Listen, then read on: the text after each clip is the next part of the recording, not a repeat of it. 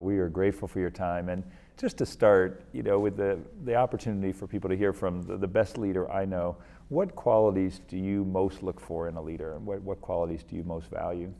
When I was a child, growing up under my strict father and at a Naval Academy, we were taught that telling the truth was the most important.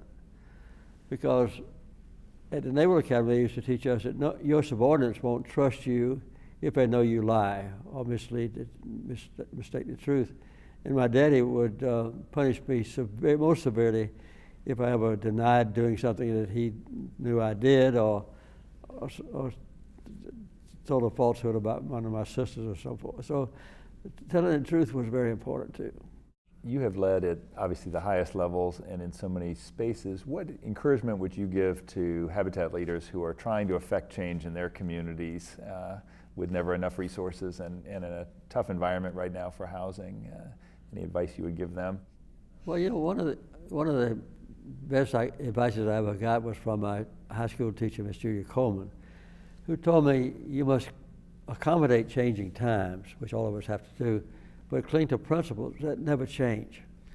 And each one of us during our lifetime, sometimes evolutionary, sometimes in a revolutionary way or instantaneously, decides on a principle in our life that we're going to maintain. I think one of the most profound changes in my life was when I decided to put my religious beliefs into practice and combine my efforts with Habitat for Humanity. And that's the best way I know to treat everybody the same, and also to help poor people and to show the essence of leadership. What first led you to Habitat, and maybe even more so, what keeps you coming back? Well, I think the thing that led us to Habitat was just proximity, because in America, it's just 9 miles from Plains, is where Habitat had headquarters. And so we had a lot of Habitat volunteers and executives to come over to my Sunday school classes at Maranatha Baptist Church. And I got to know them and admired them, and I learned slowly and surely what they wanted to do and what they were actually doing. And I saw then that the best way for me to try to put my religious faith into practical benefit to others was through Habitat. We all are taught with a common commitment that we should treat everybody equally and try to help the poor people who are in need to have a better way to life. And the best way for a poor person to have a better way of life is to get out of a substandard housing and to be able to live and to raise a family within a decent home. And that's what Habitat has done very, very successfully.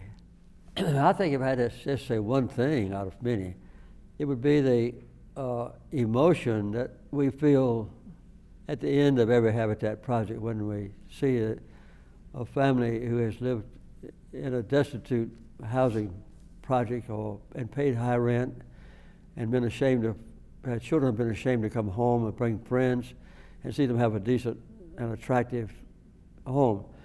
And I think this has been the main thing that's kept us coming back. It's just a matter of seeing in a very practical way how our small effort personally and the leadership God has granted us to attract other people to join us and to see the gratification there. I've never been to a Habitat project yet where when I came home afterwards, I didn't feel that I got a lot more out of it than I put into it. And that, I think almost every Habitat volunteer that I've talked to says the same thing. If they don't agree with me, they probably don't talk to me. But yeah, I think that's the main thing.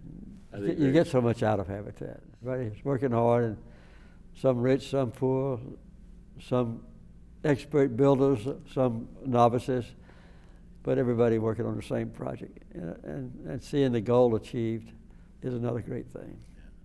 So I think that that has been a very gratifying thing for me to see how so many people around the world now benefit from the dedication of, I guess, millions of of Habitat volunteers who put in money and who put in time and effort and dreams and hopes and so forth and prayers to make Habitat a success. And that cumulative wave of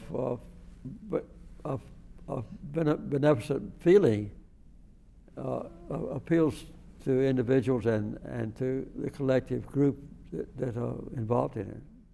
Thank you so much for the inspiration you are to me personally, to the Habitat family, and to the world, and so desperately in need of role models. But thank you for your continued service. Well, Johnathan, I think you're an inspiration to me too, and I might say all of the affiliates and the leaders around the world, including the United States, of course, also a great inspiration to me. Amen. Thank you. Thank you, President Carter.